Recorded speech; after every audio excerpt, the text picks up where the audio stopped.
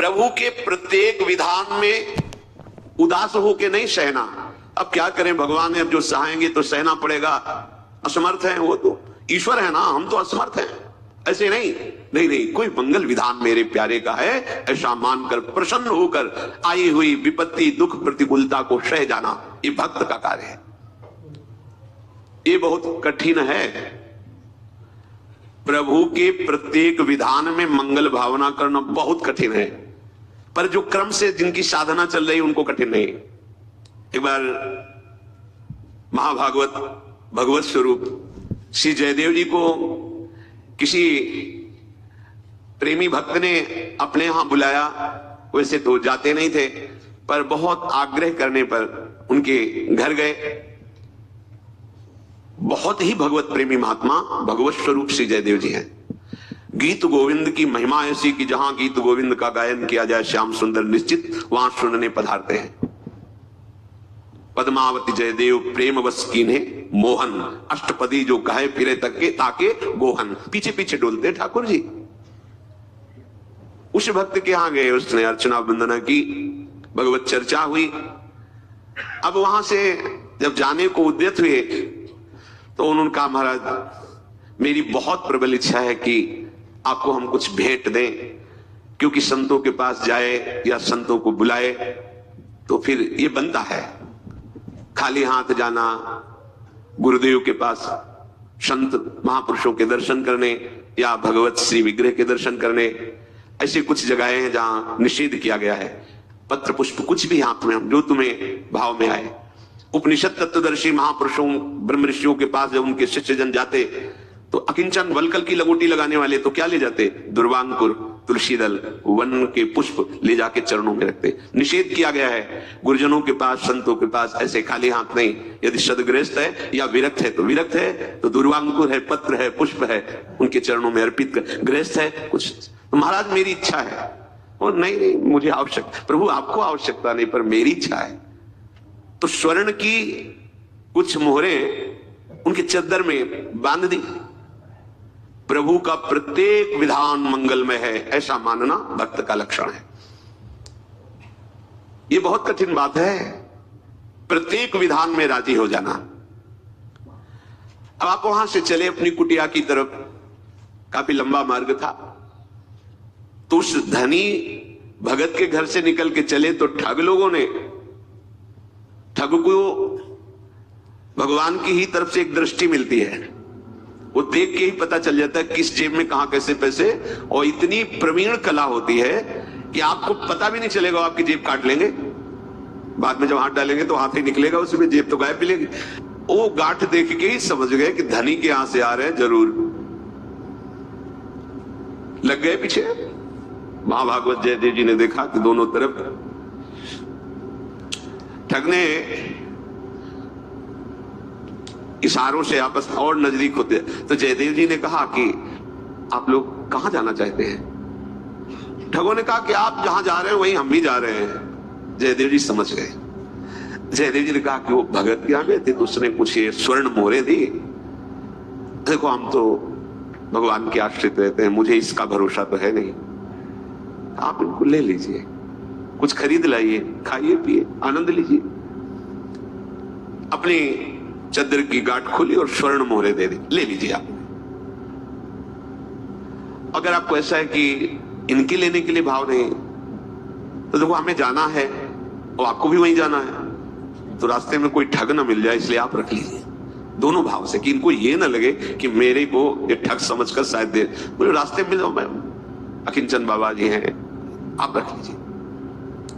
उन दुष्टों ने सोचा कि बड़ा चालाक भगत है, अभी तो ये दे रहा है, आगे चलकर फंसा देगा, बहुत चतुर है, देखो बिना मांगे हमको दे दिए, इसमें बड़ा रहस्य। कपटी मन कपट ही सोचता है, कपट वाले हृदय में कपट ही चाल रहती है, उनको सीधे सरल भागवतिक शब्द भी कपट भरे दिखाई देते। ऐसे महाभागवत की प्रति भी उनका भाव है, बड़ा चालाक है, बिना प्रयास के अपने आप धन दे दिया, इसका मतलब सीधा साधा नहीं है, कोई षड्यंत्र रचेगा, आगे किसी न किसी को लगा के हमें फिर मरवाएगा।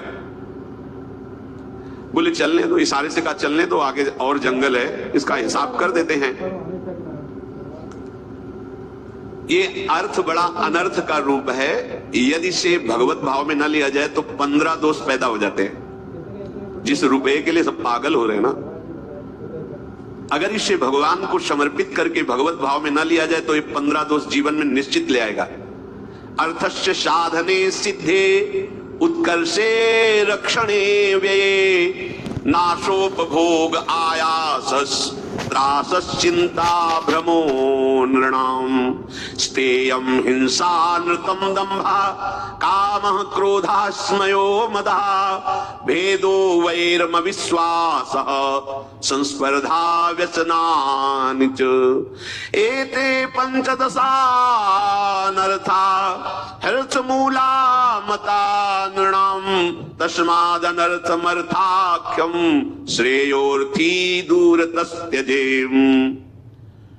धन के उपार्जन करने में भी चिंता शोक भय, उपार्जन कर लेने पर उसकी सुरक्षा में चिंता भय शोक, उसके बढ़ाने के लिए चिंता भय शोक, उसके खर्चा करने में चिंता भय शोक,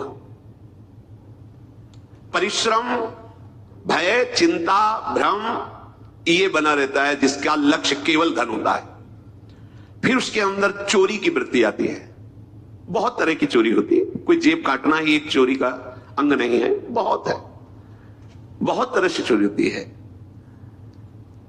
हिंसा, कई बड़े नृशंस पापाचरण होने लगते हैं जब केवल धन लक्ष्य रहता है। मिथ्या भाषण, झूठ बोलना है तो कला हो जाती है धन प्राप्ति के लिए। पाखंड जो है नहीं वो दिखाने की भावना होने लगती है। और काम तो अपना तांडव करने लगता है। जिसके पास बहुत धन होता है उसमें व्यभिचार प्रवृत्ति भी बढ़ने लगती है। और क्रोध तो नाक में रखा रहता है और अहंकार चरम सीमा पे बढ़ने लगता है। भेद बुद्धि, बैर, अविश्वास, ईर्ष्या, परिस्त्री गमन, शराब पीना, मांस खाना, तीर्थ कीड़ा करना, ये 15 अनर्थ उसके जीवन में आ जाते हैं। जो धर्म से धन नहीं कमाता और जो धर्म में धन को व्यय नहीं करता, केवल स्वार्थ बुद्धि से धन की वृद्धि और उसको भोगने का भाव, तो 15 दोष आ जाते हैं। कितना भयानक इसमें दोष बनता है कि ऐसे महाभागवत जयदेव जी के प्रति इनके कैसे भाव बने। दे दिया था, मत जाते आगे, वहीं से पीछे लौट जाते। अगर तुम्हें भय था तो साथ मत जाते, दे तो दिया ही था। लेकिन बुद्धि भ्रष्ट हो जाती है जब हम अधर्म आचरण करते हैं। बड़ी नृशंस पापाचरण की वृत्तियां धन में बढ़ने लगती है। जयदेव जी ने आनंद पूर्वक उनको दे दिया, उनको कोई कष्ट नहीं हुआ। एक ने दिया, एक ने ले लिया।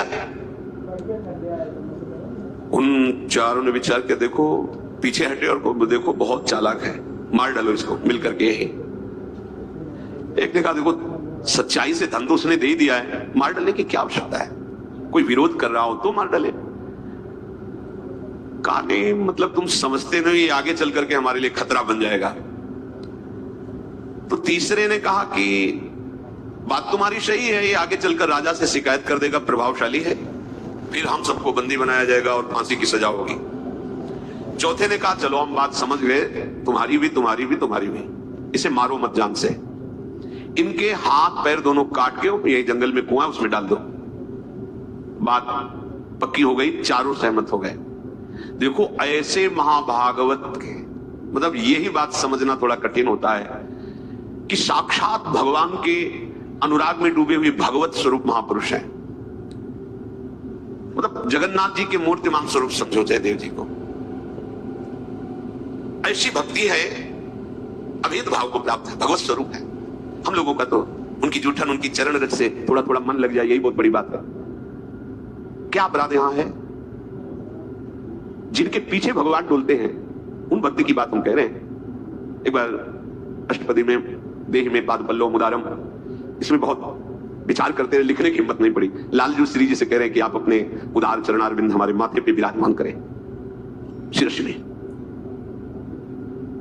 बहुत देर कलम लिए बैठे रहे, फिर हिम्मत नहीं पड़ी, स्नान के लिए चल पड़े। उधर वो स्नान के लिए निकले, इधर वैसे ही जयदेव जी का रूप रख के तुरंत लौट आए। प्रभु जयदेव जी स्नान कर रहे और पद्मावती जी ने कहा भगवान अभी तो आप गए, तुरंत वहां वो पंक्ति थी लग नहीं रही थी, अब लग गई और जाकर लिख दिया। काफी देर बाद जयदेव जी स्नान करके आए तो पद्मावती जी ने कहा अभी आप गए थे, आए, फिर आए? हम कब